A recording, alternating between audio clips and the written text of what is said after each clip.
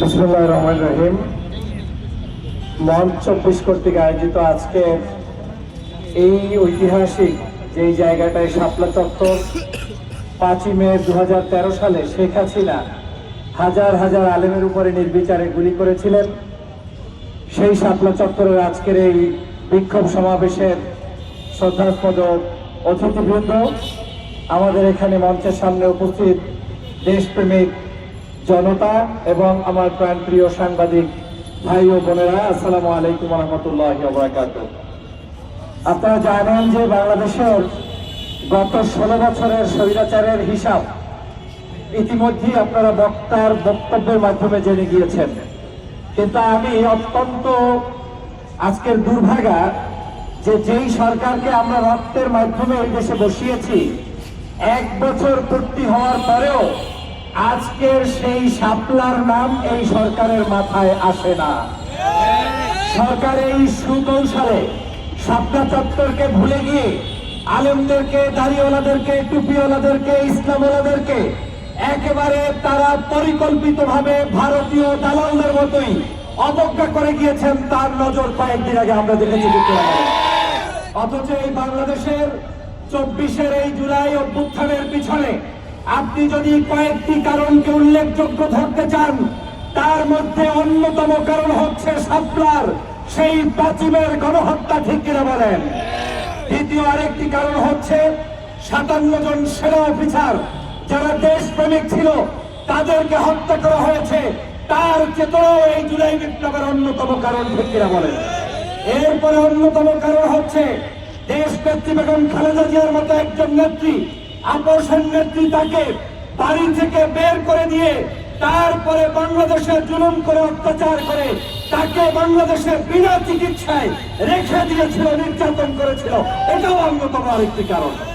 এরপরে অন্যতম কারণ হচ্ছে বাংলাদেশের ২০১৩ সালে এই শাহবাগ তৈরি করে শেখ হাসিনা কতগুলো নর্তকীদেরকে দাওয়াত দিয়ে, তারপরে বিরিয়ানি দিয়ে, খিচুড়ি দিয়ে শাহবাগ তৈরি করে এদেশের দেশপ্রেমিক আলেম ওলামা এবং একটি রাজনৈতিক দলের নেতৃস্থানীয় মানুষদেরকে ফাঁসির কাষ্ট অন্যায়ভাবে আজকের ওই ফাঁসির রক্তের বিনিময়ে কিন্তু ২৪-এর গণঅভ্যুত্থানের এই পরিবর্তনের জন্য আজকের আমাদের ময়দান তৈরি হয়েছে।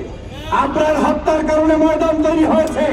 ময়দান তৈরি হয়েছে গত ১৬ বছরের অত্যাচার, নির্যাতন, নিষ্পীষণের উপরে আজকের মানুষের প্রতিবাদের ভাষা প্রকাশের জন্যই কিন্তু এই ময়দান তৈরি হয়েছে। অতএব জুলাই গণঅভ্যুত্থানকে যারা মনে করেন শুধু একটি সংস্কার কিংবা করে একটি দাবির জন্য, সেটা নিতান্তই ভুল। এই জুলাই গণঅভ্যুত্থান হয়েছে দেলোয়ার হোসেন সাঈদীর হত্যার কারণে। এই জুলাই গণঅভ্যুত্থান হয়েছে নিজামী, কাদের মোল্লা, আলী হাসান মুজাহিদের মতো মানুষদেরকে হত্যার কারণে। এই জুলাই গণঅভ্যুত্থান হয়েছে সাগররুনি হত্যার কারণে, ঠিক কিনা বলেন?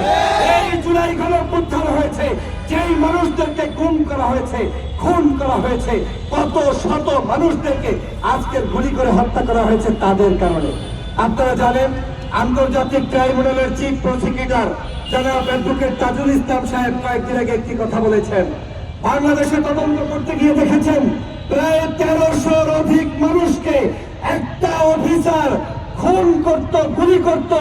গুলি করার সময় তার নেশা ছিল, ওই গুলি করার রক্ত যখন তার হাতে ছিটে আসতো এবং ছিটে আসলে যে গরম অনুভব করত, এই গরম অনুভব করার মতো একজন নর পিচাস বাংলাদেশে ১৩০০ মানুষকে হত্যা করেছে। আজকের সেই কারণে জুলাই গণঅভ্যুত্থান হয়েছে।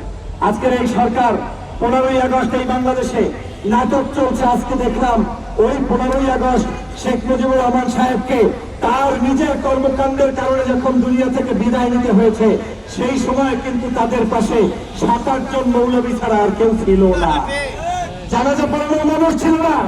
ঠিক আজকে আমরা দেখলাম একজন হুজুরকে স্ত্রীকে সাথে নিয়ে এসেছে, আওয়ামী লীগ ১ মাস পর্যন্ত ওই হুজুরকে ট্রেনিং দিয়ে পিরোজপুর থেকে ঢাকায় এনেছে। আনার পরে এখন স্ত্রী আর স্বামী মিলে কথা বলে, কথার কোনো মিল তাল নাই। দেখেছেন আপনারা? দেখেছেন? এইরকম আওয়ামী লীগের দশা হবে। আজকের স্বাধীনতার ৫৩ বছর পরে শেখ মুজিবুর রহমানের জন্মদিন কিংবা মৃত্যু দিবস পালন করার জন্য আলেমকে ভাড়া করতে হয়, নামদারি কিছু হুজুরকে ভাড়া করতে হয়, এর চেয়ে ন্যাক্কারজনক কাজ কিছুই হতে পারে। অতএব শেখ হাসিনার বাংলাদেশ আর নাই।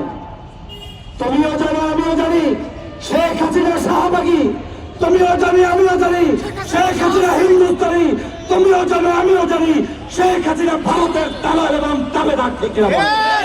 অতএব ওই শেখ হাসিনার পুরাতন ইঞ্জিন চালু করার প্রত্যাশা যারা ব্যক্ত করেন, আর মাঝে মাঝে আমাদের একটু দেখলে অনক্য দেখলে যারা নতুন নতুন মিষ্টি খান, সাবধান হয়ে যান। এই বাংলাদেশের তৌহিদি জনতা, বাংলাদেশের সাংবাদিক বৃন্দ, বাংলাদেশের ছাত্র জনতা, বাংলাদেশের সকল বাহিনী থাকতে খুনি হাসিনার বাংলাদেশে আসার আর কোনো রাস্তা নেই নেই নেই। অতএব আজকের দিনের 15ই আগস্টের আমাদের শপথ হওয়া দরকার। আজকের এই 15ই আগস্ট বাংলাদেশের মানুষের শপথ হতে হবে যে এই বাংলাদেশ থেকে আগস্ট মাসেই জনগণ ঐক্যবদ্ধভাবে এই পরিবারের বিরুদ্ধে, এই সন্ত্রাসের বিরুদ্ধে, এই খুনের বিরুদ্ধে লড়াই করেছিল। সেটা 1975 সালেও একবার করেছে, আবার 2024-এর 5ই আগস্ট সংগ্রাম করেছে। ঠিক কিনা বলেন? অতএব আগস্ট মাসটি হচ্ছে আওয়ামী লীগের জন্য একটি দুর্দিনের মাস, শেখ পরিবারের জন্য একটি দুর্দিনের মাস। আর এই আগস্ট থেকে যদি আজকের এই বাংলাদেশের আগামী রাজনীতিবিদরা শিক্ষা অর্জন না করে সন্ত্রাস, চাঁদাবাজ, নৈরাজ্যবাজের পক্ষে যদি কেউ অবস্থান নেয়, তাদের পরিণতিও শেখ হাসিনার মতোই হবে। ঠিক কিনা বলেন? অতএব আমাদেরকে সাবধান হতে হবে, ঐক্যবদ্ধ হতে হবে। আমি এই সরকারের উপদেষ্টা মন্ডলীদের আমরাই কিন্তু বসিয়েছি, আমাদের এই যুবক তরুণরা বসিয়েছে। দুঃখ লাগে আজকের যখন উপদেষ্টাদের কাছে আমাদের ভাইয়েরা তাদের বিচার নিয়ে দাবি করলে তাদেরকে অবজ্ঞা করা হয়। শহীদ পরিবারদেরকে নিয়ে এখন পর্যন্ত বসার মতো সময়ই তারা পায় না। এর চেয়ে দুর্ভাগ্য আর কিছুই থাকতে পারে না। এই জাতির জন্য আজকে সেই উপদেষ্টা মন্ডলীদের কাছে স্পষ্ট বলতে চাই, আপনারা কি ওখানে এসেছেন নাটক সিনেমা করতে, নাকি 300 ফুটে গিয়ে আপনারা সেখানে রুটি পিঠা খাওয়ার জন্য, নাকি ওয়েস্টিনে গিয়ে তারপরে নাস্তা কিংবা ব্রেকফাস্ট করার জন্য বসেছেন? আপনাদেরকে সেজন্য বসানো হয় নাই, আপনাদেরকে বসানো হয়েছে খুনি হাসিনার সকল প্রকার ষড়যন্ত্রকারীদের বিচার করার জন্য। আপনাদেরকে বসানো হয়েছে সপ্তাহ গণহত্যার বিচার করার জন্য। 24-এর গণঅভ্যুত্থানের এই সময় যাদেরকে হত্যা হয়েছে তার বিচার করার জন্য। ঠিক না বলে? অতএব শয়তানি করে বেশি দিন টিকে থাকতে পারবেন না। আপনাদেরকে সাবধান করুন, সময় বেশি দিন নাই, 3 মাস থেকে 6 মাস থাকবেন। যদি বাপের বেড়া সাবধান হইতে চান তাহলে এখনো সময় আছে। সকল ষড়যন্ত্রকারীদেরকে গ্রেপ্তার পূর্বক বিচার নিশ্চিত করবেন, না হয় আইন উপদেষ্টা থেকে শুরু করে প্রত্যেকেই জাতির কাছে আবার কিন্তু বাধ্য হবেন জবাব দিতে। আসিফ নজরুল সাহেব মাঝে মাঝে মনে করে যে জুলাই বিপ্লবটা একার বাপ মাপার সম্পত্তি। হ্যাঁ, জুলাই বিপ্লব কোন একক সম্পত্তি নয়। জুলাই বিপ্লব আজকের উপদেষ্টাদের কোন সম্পত্তি নয়। জুলাই বিপ্লব হচ্ছে খেটে খাওয়া মানুষ থেকে শুরু করে ছাত্র জনতা, নির্যাতিত নিপীড়িত মানুষের। ঠিক কিনা বলেন?